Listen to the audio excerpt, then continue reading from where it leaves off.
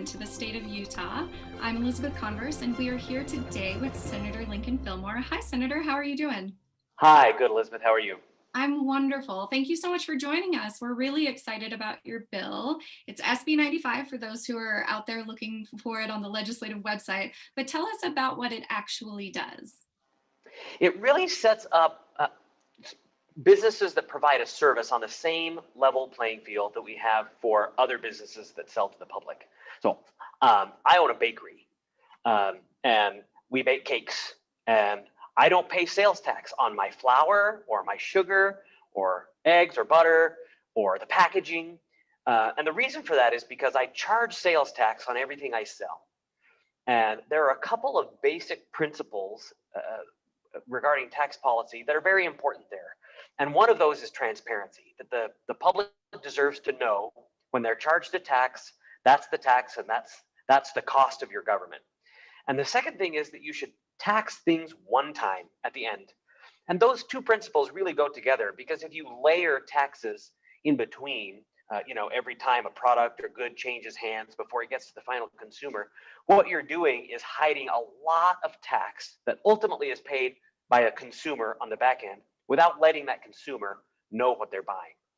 And so we're trying to make it so that service-based industries that charge sales tax on their service, there are a handful of those in Utah, don't have to pay sales tax on the products that they use that go into that service. And a very easy example to cite here is dry cleaning.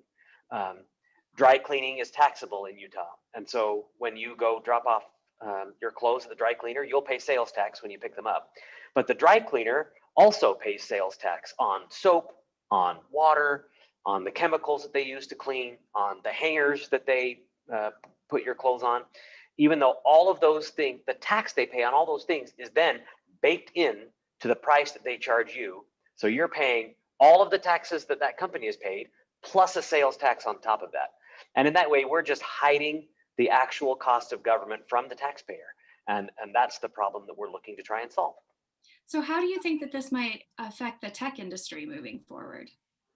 I hope that it will make the tech industry more competitive.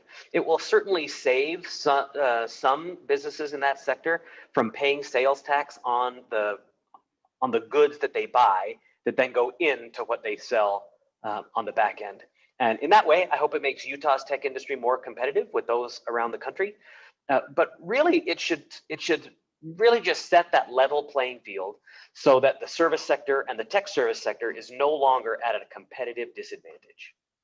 So this stacking of sales tax is something that our industry had a very large concern with in the tax reform bill that was passed and then rescinded a while back. Do you think that this might pave the way for another tax reform bill that has less controversial decisions made inside of it? I certainly hope that it will be a down payment on the future simplification and transparency of the tax code. I doubt in the near term we'll see a big omnibus, big tax reform package like we saw in 2019 and 2020. But I do hope that it sets the standard and the expectation that we're going to simplify and make more transparent the tax code. I think certainly business owners understand that businesses do not pay tax. They collect tax, right? And even if the state collects that tax from the business is going to collect it from its customer. And no business can operate if it cannot collect the taxes that it pays from its customer, right? Because ultimately businesses like that will shut down. And we just need to recognize that fact, that all taxes, whether we say they're business taxes or not, are paid for by the end consumer. And we just need to be really clear and transparent about that so that taxpayers, the consumers of these final products, know what tax they're paying. Definitely. And you mentioned dry cleaners earlier. Are there other different industries that you think are really going to support this going forward? Clearly, we've got Silicon Slopes of support, for which I'm grateful. Car washes are kind of a different example where some car washes are taxable in Utah and some aren't. It's one of those things where our tax code is unnecessarily complicated in ways that we would hope to have it simplified. But yeah, there are about 33 to 35 taxable services in Utah. And this will make transparency and simplicity more applicable in all those industries. And during the tax reform debate, that was a big issue, is the simplicity of the tax structure and how Yep.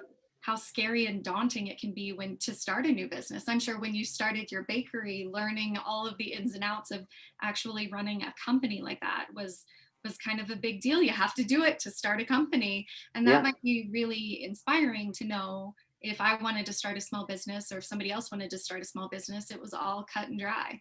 Yeah. Oh, yeah. Simplicity is key to business success, right? If the tax environment is too complicated or unpredictable or opaque to the point where you can't make sense of it, it becomes very difficult to operate a profitable business because just can't make a budget.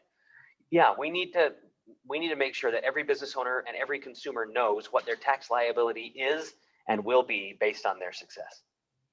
Well, thank you so much for joining us today. We really appreciate your time and we look forward to supporting you in the future. Thanks, Elizabeth. We'll see you soon. Bye bye.